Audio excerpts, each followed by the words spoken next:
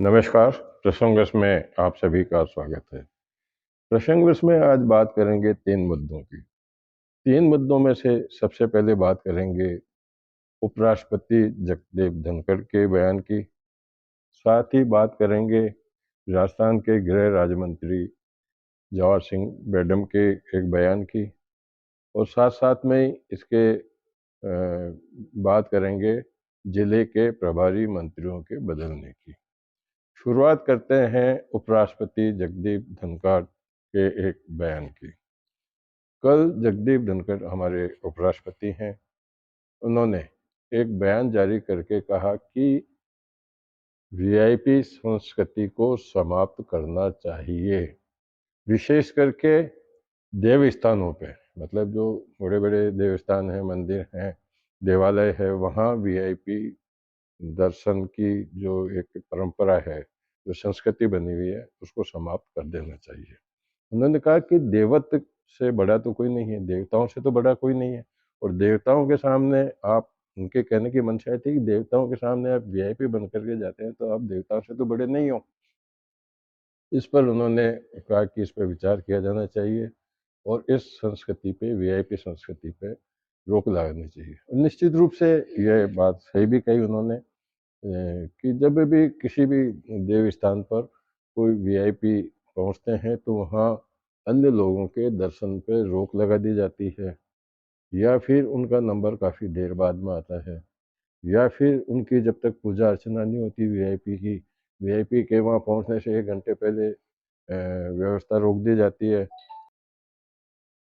मंदिरों में पहुंचने मतलब वीआईपी जब पहुंचते हैं तो उससे पहले सुरक्षा व्यवस्था को लेकर के 1 घंटे पहले उन देव स्थानों को खाली करा दिया जाता है। उसके बाद में जब आते हैं, पूजा अर्चना करते हैं, तो लंबे समय तक दूर से जो भक्त है, श्रद्धालु, उनको वेट करना पड़ता है। तो निश्चित रूप से जगदीप धनखड़ के इस बयान की तारीफ करनी चाहिए।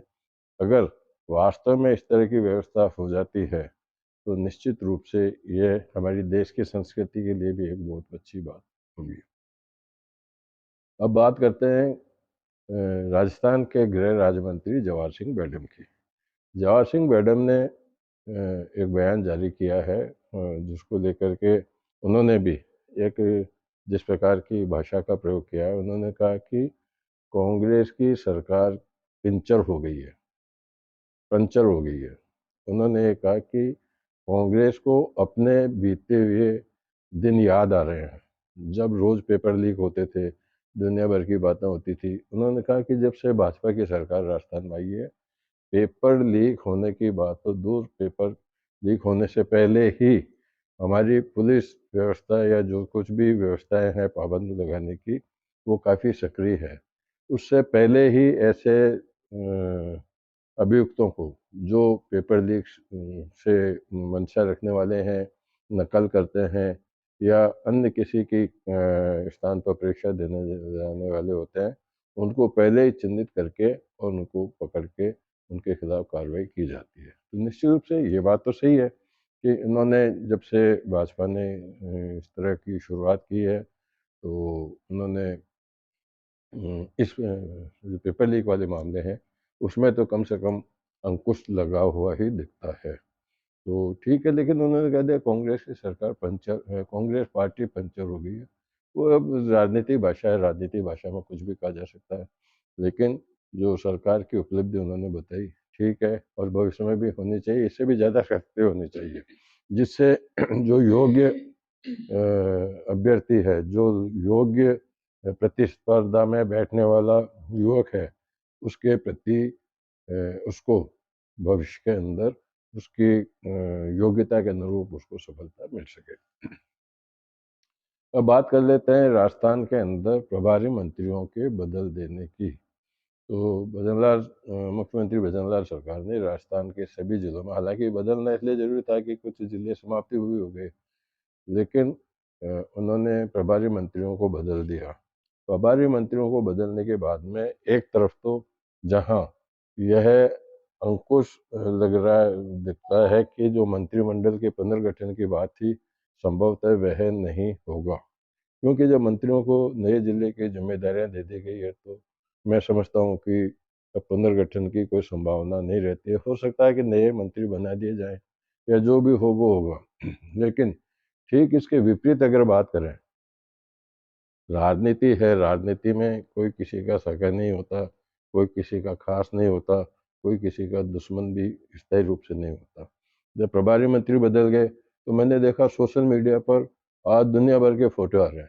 जो पार्टी के कार्यकर्ता हैं या जो लोग किसी मंत्री के साथ में अगर कभी रहे हों या कोई मंत्री पहले विधायक रहा हो, सांसद रहा हो, तो उसके साथ में अगर कभी उनके क्षेत्र में उनका आगमन हुआ तो उनके साथ में जो फोटो लिए गए थे, चाहे वो 2 साल पुराने हो, 3 साल पुराने हो, 6 महीने पुराने हो, 1 साल पुराने हो, और वो फोटो वायरल हो रहे हैं।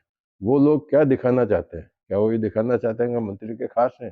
पहले आप पहले वाले मंत्री के खास थे, अब आप उनके नए मंत्री के खास हो गए हो। तो ये भी राजनीति से जुड़ी हुई बात है, लेकिन एक चर्चा का मुद्दा तो बनता ही है।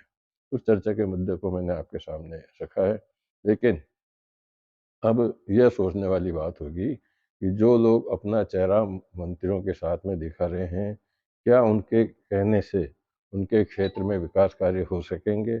यह नहीं हो सकेंगे, या मंत्री अपने विवेक से और जहाँ ज़रूरत होगी उस प्रकार के विकास कार्य करेंगे और किसी भी प्रकार की समस्या का समाधान करेंगे। कुल मिलाकर के आज के प्रसंगवश में यही 3 प्रसंग जो थे प्रमुख रूप से, वो मैंने आपके सामने प्रस्तुत किए हैं। कल फिर नए प्रसंग के साथ मैं आपके सामने उपस्थित होऊँगा। तब तक के लिए नमस्कार।